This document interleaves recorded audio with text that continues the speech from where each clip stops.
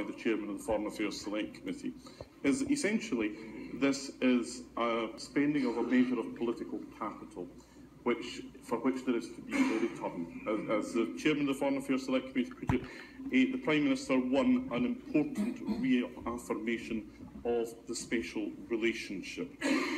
Now, I have to say to those and all those who have advanced that argument, where is the evidence that that is in fact the case? Because in fact, having offered President Trump a state visit, the offer having been accepted, we've since seen a very different range of views coming from him, which are not particularly helpful, particularly in relation to America's future engagement through NATO, the relationship with Russia, for example.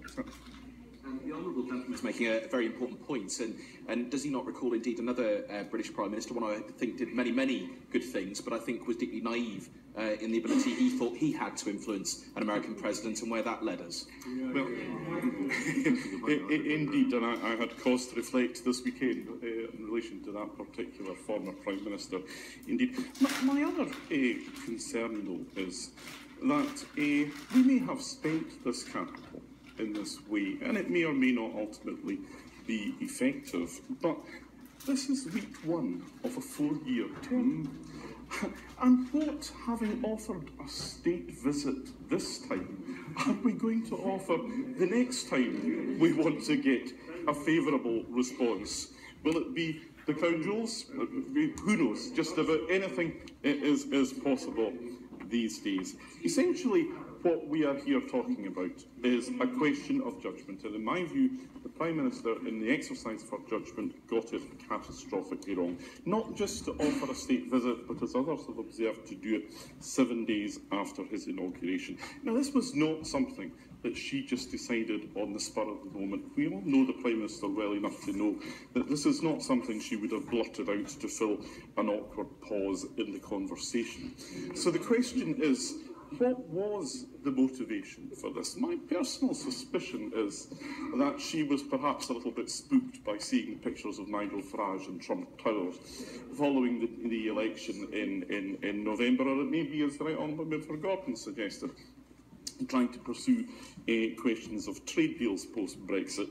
Whatever the motivation, however, it has left us looking desperate and craven and rushing to embrace a presidency when the rest of the world is rushing away from it. It's also worth remembering some of the things that that presidency involves, in particular, my own personal concern, his determination or his avowed intention to resurrect the use of torture.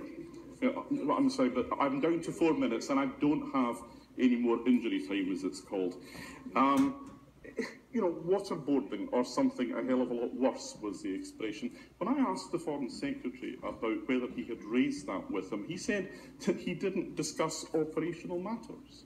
It is not an operational matter whether we share our intelligence with a country that condones the use of torture. That is a matter of policy for every other country in the world, and it should be a matter of policy for the United States of America as well. I have no issue with the Prime Minister seeking to influence the President of the United States, but she should be doing that in a way that engages the relationship that we have enjoyed in the past. She should be seeking to build on that, and if and only if she is then successful in that, should an offer such as the one which she has made be extended. This presumes, of course, that President Trump will be influenced.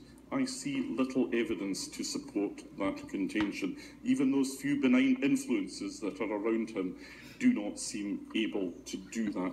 I start from the position, Mr. Turner, as somebody who values the special relationship, but I understand that that special relationship is not between a government and an administration. It is between our two peoples. That is why it is our shared history, our shared values, that makes it special and enduring, and that, in fact, is what the Prime Minister risks doing severe damage to today.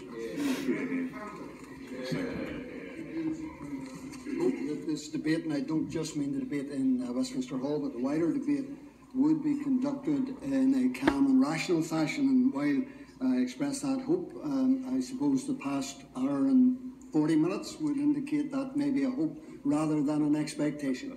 But nonetheless, it has been debated widely outside, and there are many outside who don't share my view. My view is that candidate Trump and Mr. Trump made some deplorable and vile comments which are indefensible, cannot be defended morally, politically, or in any other way. But he is the president, the democratically elected president of the United States of America.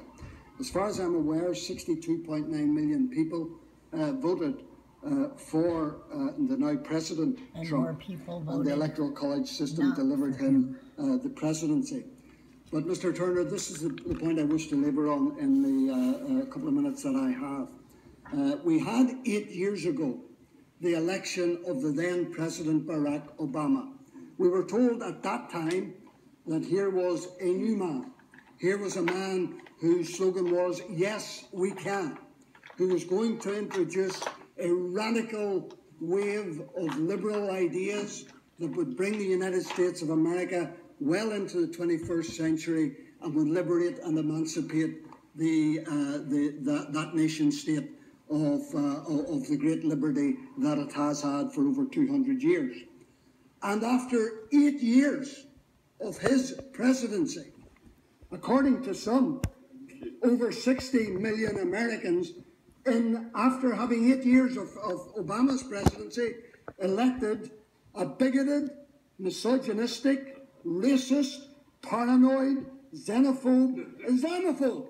How did they do that after 8 years of the great liberal being in charge of the United States of America?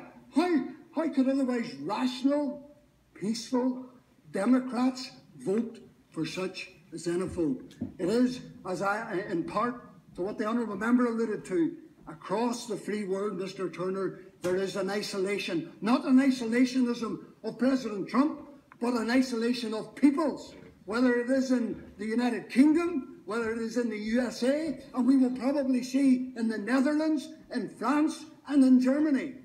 The rising of people who have had enough of the establishment, because it is the establishment that they blame for their plight. And it does not do for people to patronise them and say, well, we will take account of your fears and concerns, and that you have perceptions. They're not really accurate, but we understand they are perceptions. That won't wash. It didn't wash in America. It didn't wash with the Brexit vote. And we will wait and see whether it washes in much of continental Europe.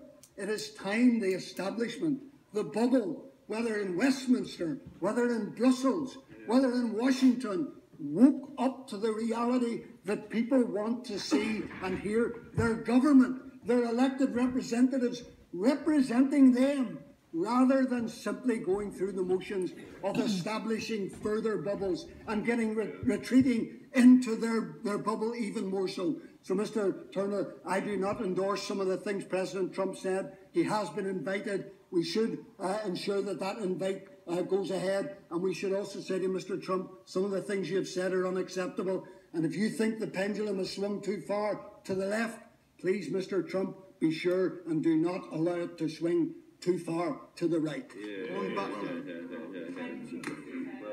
And I want to congratulate the Procedures Committee for having this debate.